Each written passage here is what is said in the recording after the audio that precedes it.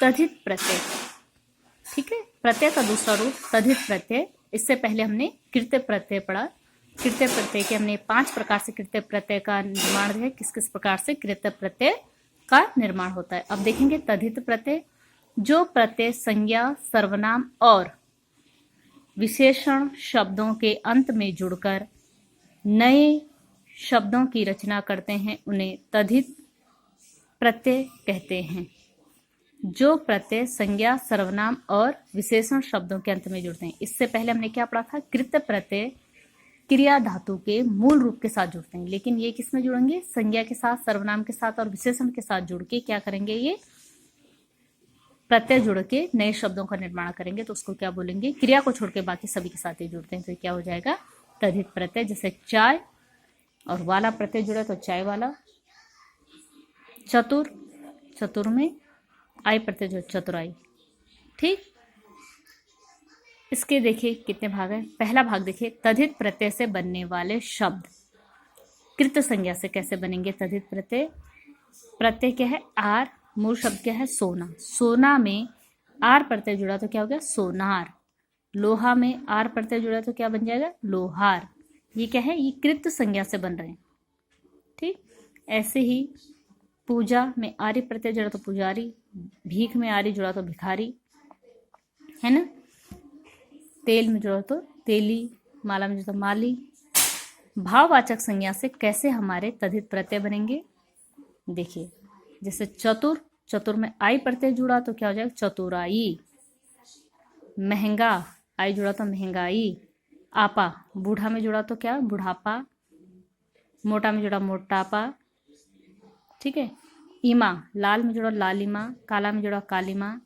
ई, शरद में जुड़ा सर्दी, गर्म में जुड़ा गर्मी, है ना। तो ये क्या है, भाववाचक संज्ञा से बनने वाले तद्धित प्रत्यय।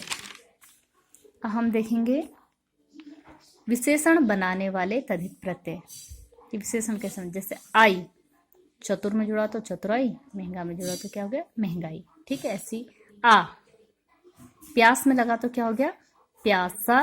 भूख में लगा तो क्या गया, भूखा, हो गया विशेषण, है ना, भूखा, प्यासा। धन में लगा तो धनी, धनी विशेषण हो गया। भार में लगा तो भारी। अनुकरण में यह प्रत्यय लगा तो क्या, अनुकरणीय, जिसका अनुकरण किया जाए। पल्लव में इत लगा तो पल्लवित, है ना। तो ये क्या है, ये सारे शब्द क्या है, विशेषण शब्द हैं जो प्रत्यय के कारण विशेषण बने हैं।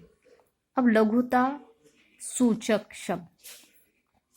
लघुता सूचक शब्द का अर्थ हुआ बच्चों की लघुता यानी छोटा, छोटा।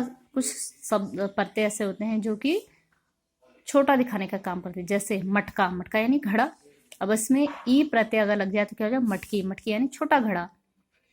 छाता, छाता जो होता है तो उसमें री प्रत्यय लगता है तो छतरी यानी छोटा छाता, है ना। तो हो गया, लघुता दिखाने का काम किया इन प्रत्यय ने, है ना। इन शब्दों में लग के इनका रूप छोटा कर दिया, ठीक। अब क्रम सूचक शब्द किस प्रकार से क्रम बताने का काम करते हैं। वहाँ 5 में लगा तो पांचवा यानी 5th नंबर। सातवां, 7 में लगा तो सातवां। सरा, 2 में लगा तो दूसरा, 3 में लगा तीसरा, है ना। अब स्त्रीलिंग बनाने वाले शब्द। कुछ शब्द ऐसे होते हैं जो क्या करते हैं, स्त्रीलिंग शब्दों का निर्माण करते हैं, जैसे आ, सुत में लगा तो क्या हो जाएगा, सुता। ऐसे सेठ, सेठ में आनी प्रत्यय लगा तो क्या हो गया, सेठानी। मोर में नी लगा तो मोरनी, है ना। ये सारे क्या स्त्रीलिंग बनाने वाले शब्द हैं। मोर जो है पुल्लिंग शब्द था, उसमें नी प्रत्यय लगा तो मोरनी, ठीक। बहुवचन बनाने वाले शब्द। पुस्तक, पुस्तक में ए लगा तो क्या हो गया, पुस्तकें। कोठरी, कोठरी में ए लगा तो कोठरियाँ।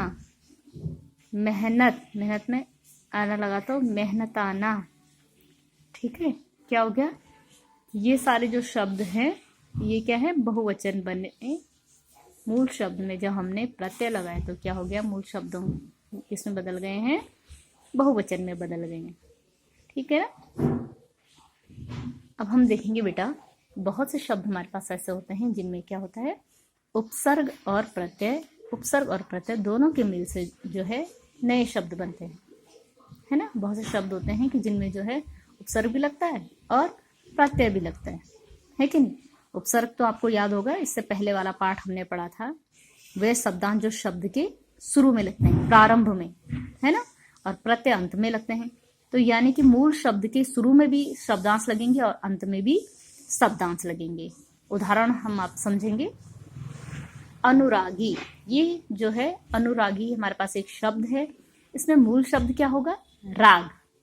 ये मूल शब्द है राग, ठीक है। अब इससे शुरू में क्या लगते हैं? उपसर्ग।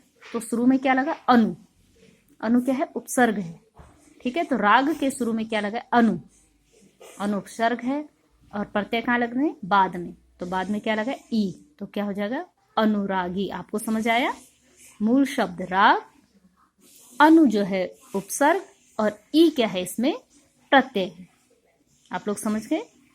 अब देखेंगे प्रधानता। प्रधानता में मूल शब्द है धान, उपसर्ग है प्र, और क्या? प्रत्यय क्या है? ता। तो हो गया प्रधानता। देखिए परिश्रमी, ठीक है। परिश्रमी में क्या होगा? श्रम जो है हमारा क्या होगा? मूल शब्द होगा, ठीक है। इसके शुरू में क्या लगा है?